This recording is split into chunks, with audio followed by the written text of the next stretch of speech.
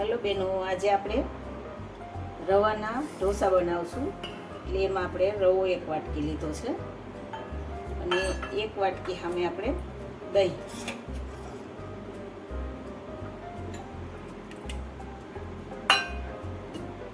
અને થોડું નમક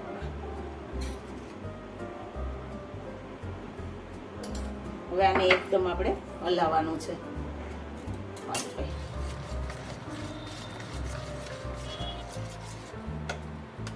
થોડું એવું પાણી નાખશું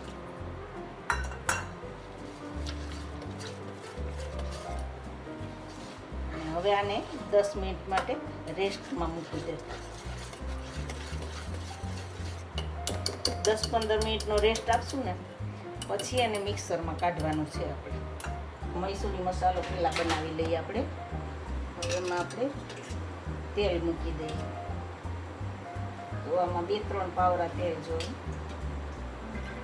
3 પાવડા તેલ મૂક્યું છે હવે આપણું તેલ આવી ગયું છે એટલે એમાં આપણે રાઈ જીરું નાખશું જીરું છે આ રાઈ છે અને એમાં આદુ મરચાંની પેસ્ટ નાખશું આદુ મરચાં અને લસણ છે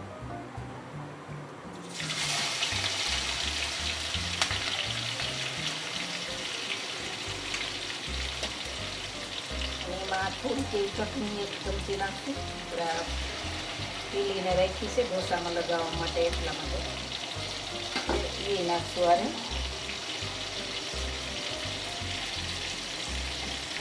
પછી થોડી હિંગ નાખશું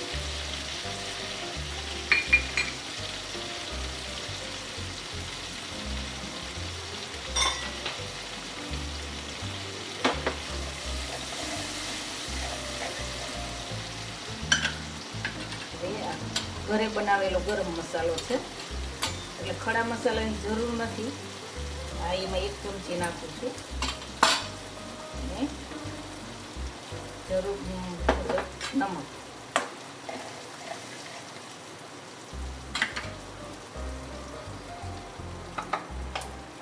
હવે આમાં આપણે ડુંગળી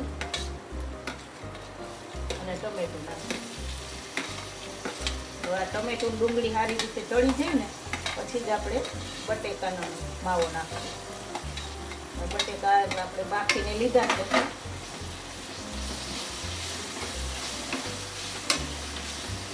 મસૂરી મસાલો મસ્ત થઈ જશે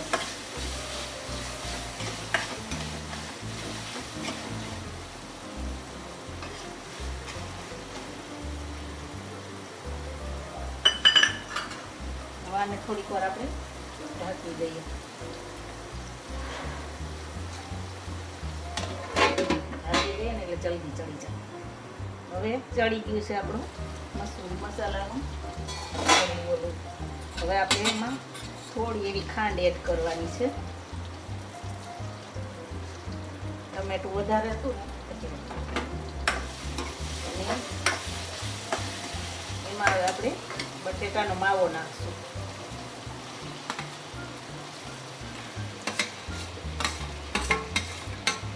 આપણે મિક્સ કરી લઈએ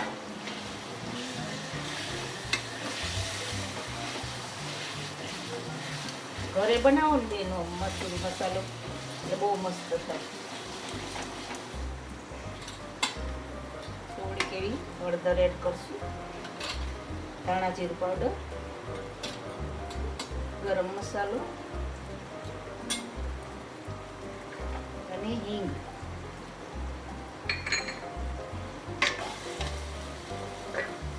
થોડું કાશ્મીરી મરચું નાખશું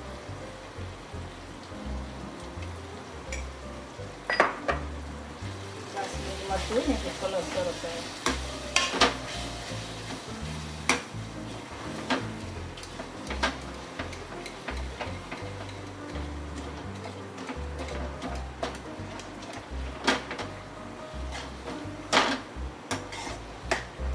તો બેનો તૈયાર છે આપણો મસૂરી મસાલો હવે આપણે ઢોસાનું બેટર આપણે મિક્સરમાં કાઢવાનું છે આના પછીનું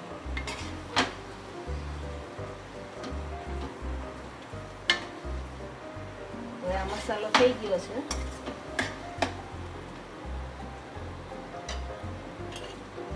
થોડા એવા ધાણા એડ કરી દેવા.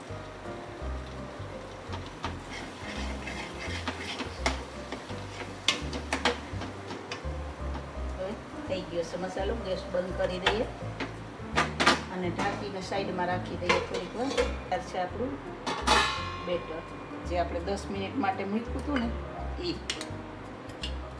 તો આપણે તો 15 મિનિટ જેવું થઈ ગયું છે.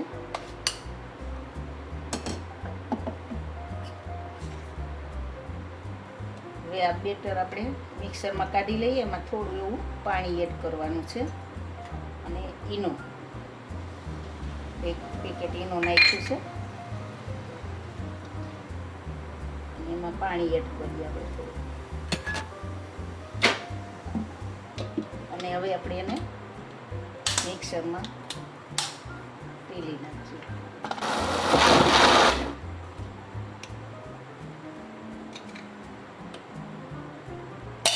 થઈ ગયું છે આપણું બેટર રેડી.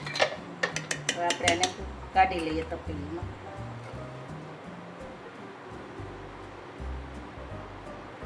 હવે આપણે બનાવશું ઢોસો.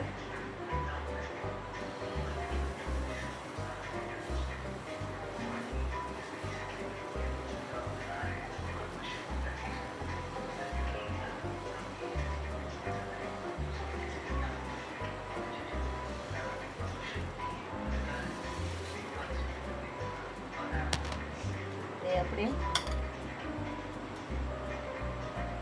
એની ઉપર ચટણી લગાવશું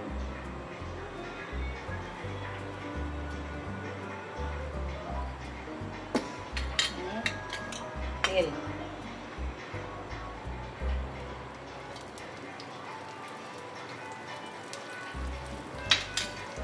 ને આપણે આજે મેયોની મસાલા ઢોસા બનાવવાના છે. મેયોની છે આપણે. આ મેયોની મેં ઘરે જ બનાવી છે.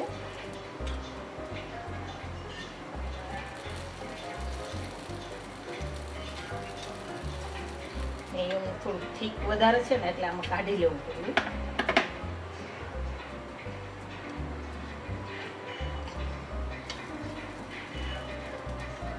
અને મેયોની છે કાજુ અને પનીરથી બનાવેલું છે. આ મેયોની ઓલું તેલવાળું નથી.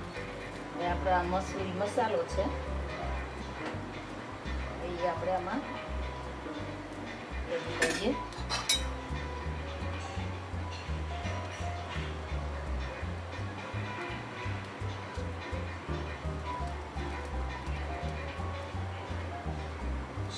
થઈ ગયો છે આપણો ઢોસો તૈયાર.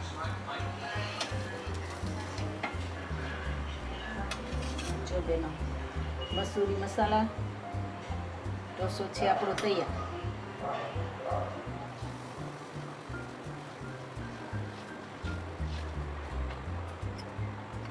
આપણે ચટણી એડ કરીએ છીએ. આ ચટણી આપણે ઘરે બનાવીએ એટલે સરસ જ થાય છે. આમાં આદુ મરચાં અને લાલ ચટણી અને લસણ આ 3 વસ્તુની બનાવેલી છે. નમક છે અંદર. એટલે તમે જે આ બેટરમાં નમક નાખ્યું હોય ને તો આમાં થોડુંક ધ્યાન રાખજો. હવે આપણે એડ કરીએ મેયોની.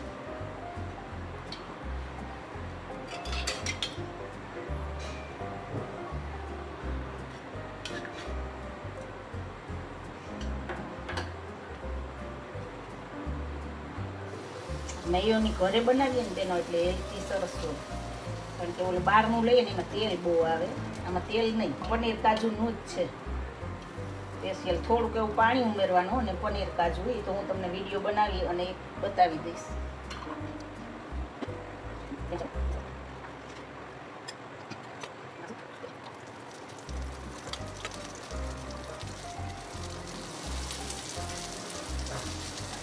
આ લોઢી હોય એ થોડીક લીસી વધારે હોય. ઓલી લોઢીમાં ચોળી એનો મતલબ એ જ છે કે એ થોડીક કરકરી લોઢી હોય. એટલે આ લોઢીમાં થોડો કાડાવડો થાય જ. પણ ઢોસા થાય છે સરસ. અને બેનો હું છે ને પનીર, ચીઝ, મેયોની બધું જ ઘરે જ બનાવું છું. અને ઘરે બનાવી અને પછી વિડીયો ટ્રાય કરી ચાખી અને પછી જ વિડીયો બનાવું છું, એટલે તમે ટ્રાય કરવામાં જ કાતા નહીં.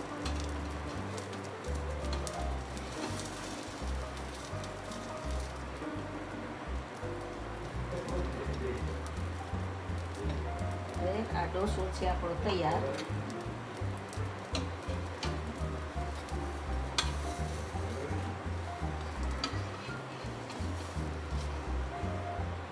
લઈ લઈએ આપણે સર્વિંગ પ્લેટમાં. તો તૈયાર છે આપણા ઢોસા. સર્વિંગ પ્લેટમાં લઈ લીધા છે.